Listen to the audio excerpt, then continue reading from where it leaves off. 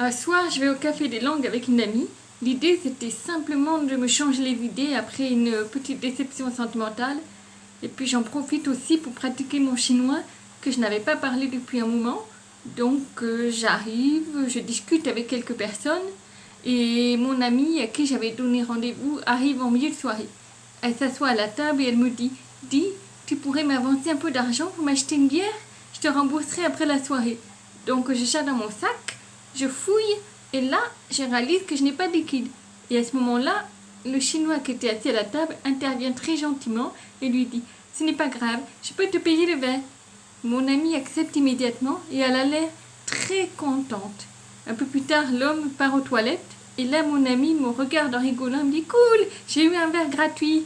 Et là, je la recadre un peu. Je lui dis Rappelle-toi quand même que tu es en couple et que tu as rendez-vous demain avec ton petit copain pour la Saint-Valentin. Elle hausse les épaules et repart discuter avec d'autres personnes dans la salle. Et pendant ce temps, l'homme revient à la table et recommence à discuter avec moi. Donc moi, par souci d'honnêteté interculturelle, je lui dis mais tu sais, en France, il vaut mieux éviter d'offrir des verres à n'importe qui. Ça peut être mal interprété. Et là, il me propose un verre et moi je refuse parce que justement, je ne veux pas envoyer de faux signal. Donc on continue simplement à discuter et à un moment, il me demande si j'ai déjà voyagé en Chine.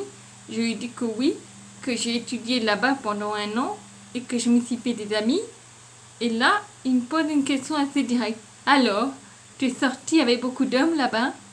Et là, je dois dire que j'étais un peu froissée parce que j'ai l'impression d'être prise pour une femme légère. Donc je lui réponds, bah non, c'est pas du tout mon genre. J'ai surtout passé mon temps à étudier.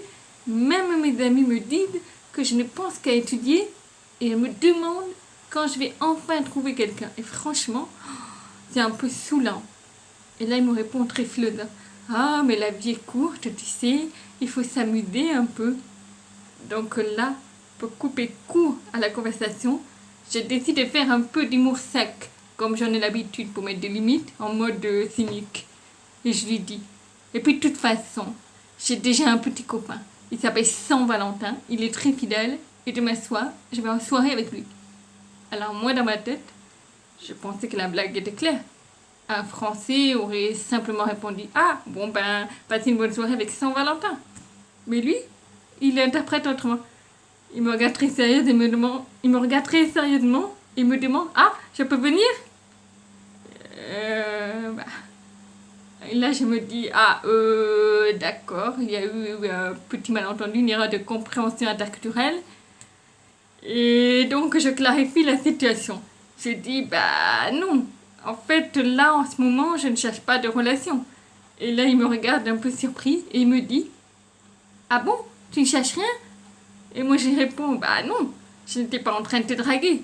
Et puis, de toute façon, je ne sais pas draguer. Et là, il bug, il me regarde et il me dit Ah bon, une Française qui ne sait pas draguer? Ça existe?